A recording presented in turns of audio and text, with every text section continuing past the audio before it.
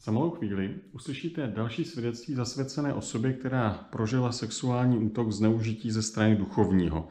Ten se ještě sám stavil do role otce a tak celý ten prožitek nakonec zkomplikoval. Nebo spíš už od začátku komplikoval právě tímto postojem.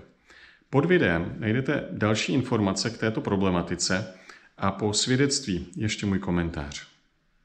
Pokud se rozhodnete šířit toto video, pak vězte, že pomáháte těm, kteří zažili něco podobného a mají pocit, že jsou sami a jediní. Možná, že najdou odvahu o tom začít mluvit, ozvat se, promluvit s někým, aby s tímto tajemstvím nebyli sami.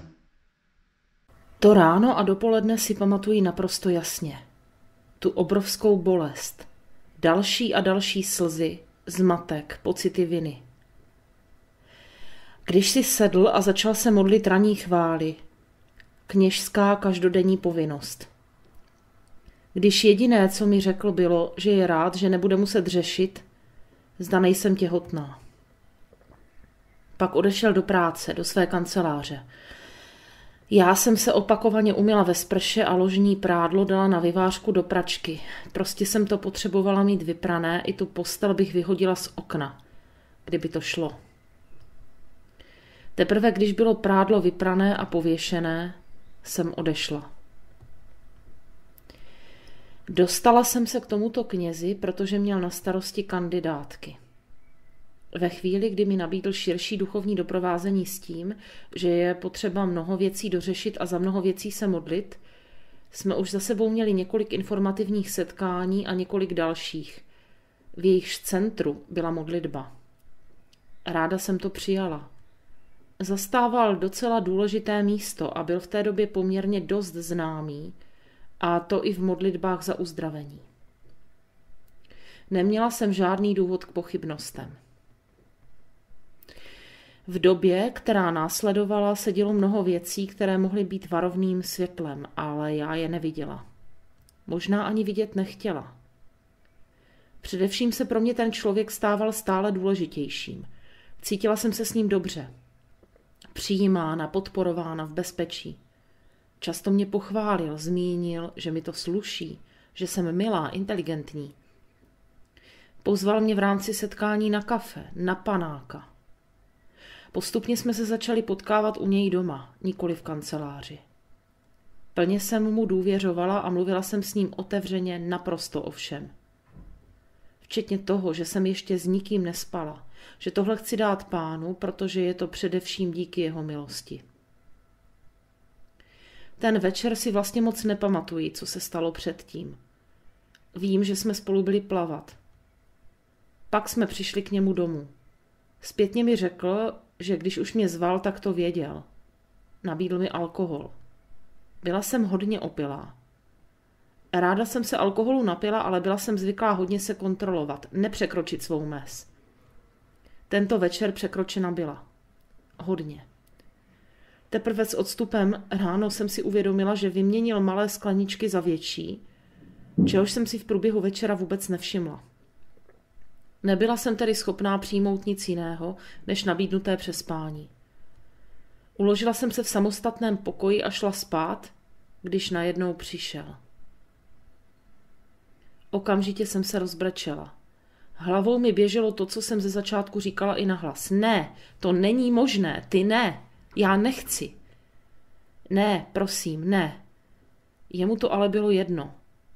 Šel dál za svým. Sice bez hrubého fyzického násilí, i když jistá míra ho v tom byla, ale s naprostým ignorováním mých slz a prozeb. Bylo to nekonečné. Celou dobu jsem si přála jen, aby to už skončilo. A hrozně moc jsem nechtěla, aby k tomu nedošlo, tak jsem použila ruku k tomu, abych ho uspokojila. Vnímala jsem se jako kus dřeva, jako věc. Bylo hnusný cítit na sobě jeho semeno. Pocit, jako když je člověk jen věc. Bylo mi ho hrozně líto, protože se mi zdálo, že on se musí cítit hůř než já. Cítila jsem se jako viník. Sáhla jsem Pánu na někoho, kdo patří jemu. A zlobila jsem se na pána hrozně moc. Že se tohle stalo, že je to konec vztahu, který byl pro mě tolik oporou a pomocí. Že dává jen proto, aby mohl zase brát a že ho nechci. Až na posledním místě vztek a obviňování toho kněze, že zneužil všechno, co věděl. V tom prvním ránu nic víc. Ale s přibývajícím časem, vlastně už v řádu hodin, jsem si začala uvědomovat mnoho dalších věcí. Po nedlouhé době začal usilovat o to, že se setkáme, telefonáty, SMSky. Nedal se snadno odbít. Velmi na setkání naléhal, že mi může pomoci, že se v tom moc plácám, že se zase tolik nestalo. Každý jeho telefon mě dostával na úplné dno. Ve mně se míchala obrovská bolest, zlost a vztek. Touha na něj zcela zapomenout se střídala s touhou potkat se s ním, mluvit s ním. Já nevím, bylo to hrozné. Lidé okolo mě se děsili toho, jak vypadám. Já procházela dny, jako bych nežila. Neumím to popsat. Dokázala jsem se s ním nesetkat jen díky velké podpoře zpovědníka. Po několika měsících k setkání došlo. Já jsem si začala připadat normální a setkání jsem chtěla, protože neuskutečněné nade mnou viselo jako jakýsi přelud.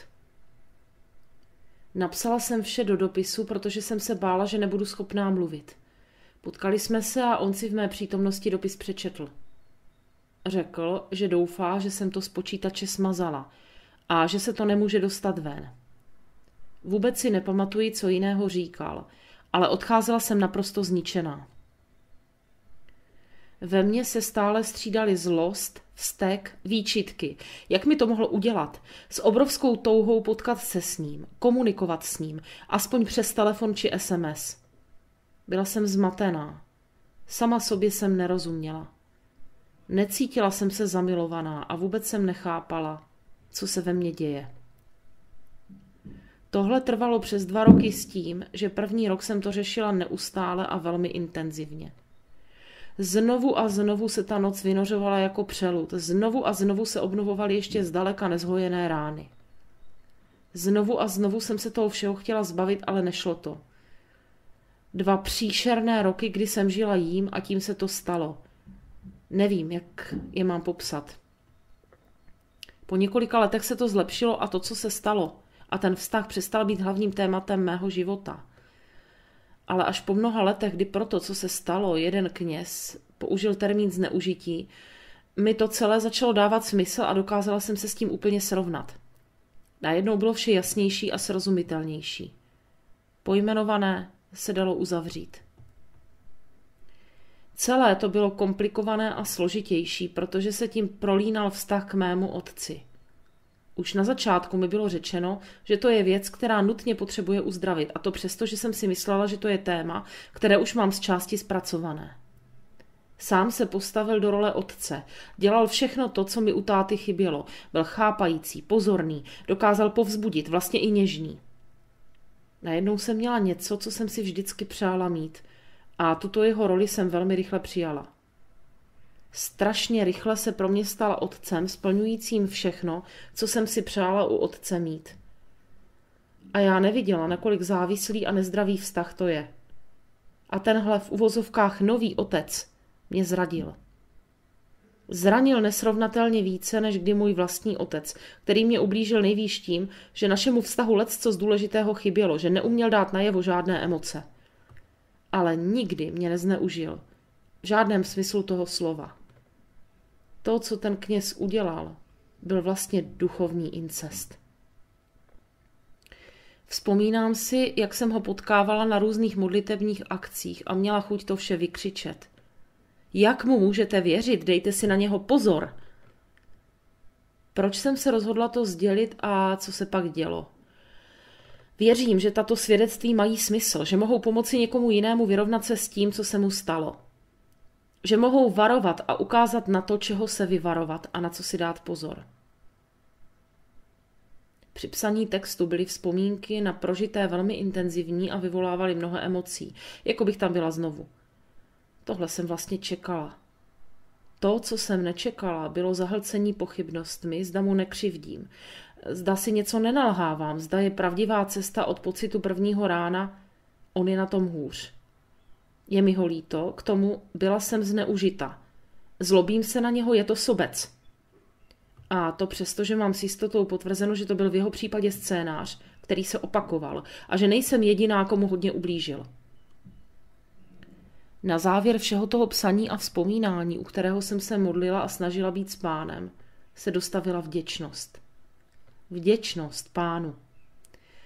A vděčnost všem těm skvělým lidem, kteří mi pomohli s nesmírnou dávkou trpělivosti i tu dlouhou cestu projít a uzdravit rány. Slyšeli jsme příběh, který vlastně popisuje typickým způsobem, jak dochází k takovému zneužití.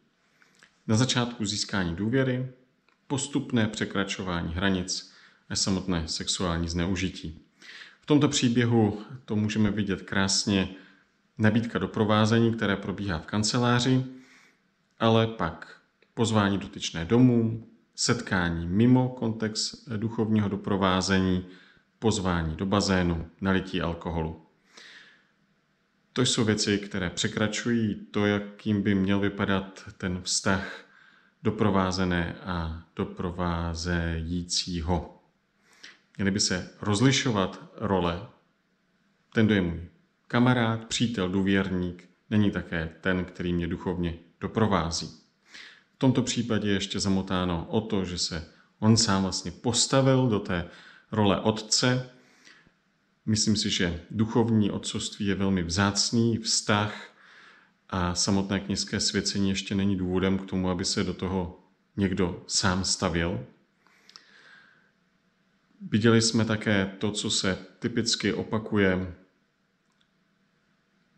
Oběť má pocit viny, má starost o toho, který je ublížil, prožívá velký vnitřní zápas a boj, má starosti, jak on se cítí. Na druhé straně ten, který zneužil, nemá starost o emoce a prožitky té, které ublížil, stará se vlastně o sebe. To, co jsme mohli zachytit z jeho vyprávění, a možná tam byla nějaká další slova, ale takovéto věty, které tam zazněly, samozřejmě zůstanou zaryty v paměti oběti. Je rád, že se nebude muset starat o její těhotenství. Otázka pro mě, co by to pro něho znamenalo, jakým způsobem, protože mám i vyprávění o tom, jak někteří kněží udělali právě kroky k tomu, aby dotyčná žena šla na potrat. A ve chvíli, kdy je napsán dopis, který mu předává, tak má starost o to, aby byl smazán, aby se nedostal do rukou někoho jiného. Nechci tímto nějak dělat strach z toho, čemu říkáme duchovní doprovázení, protože si myslím, že je to velmi užitečná věc. Ale chci upozornit na to, aby se dodržovaly správně hranice v takovýchto vztazích, otevřít možnost tomu, aby ti, kteří něco takového prožili, měli odvahu a našli místo, aby o tom mohli mluvit. Slyšeli jsme, že dotyčné velmi pomohlo to, když se ty věci jasně pojmenovali, nazvali se tím pravým jménem. Aby ti, kteří doprovázejí, si byli vědomi, že mají zodpovědnost za takovýto vztah, že to je jejich zodpovědnost a oni jako profesionálové mají vědět, co dělají. Ano, zasvěcené ženy jsou často útokem nějakého obtěžování, a to z různých stran a také ze strany duchovních. Pokud se vám stane a děje, že v duchovním doprovázení někdo postupně překračuje tyto hranice, když si toho všimněte, radši z takovéhoto vztahu odejděte.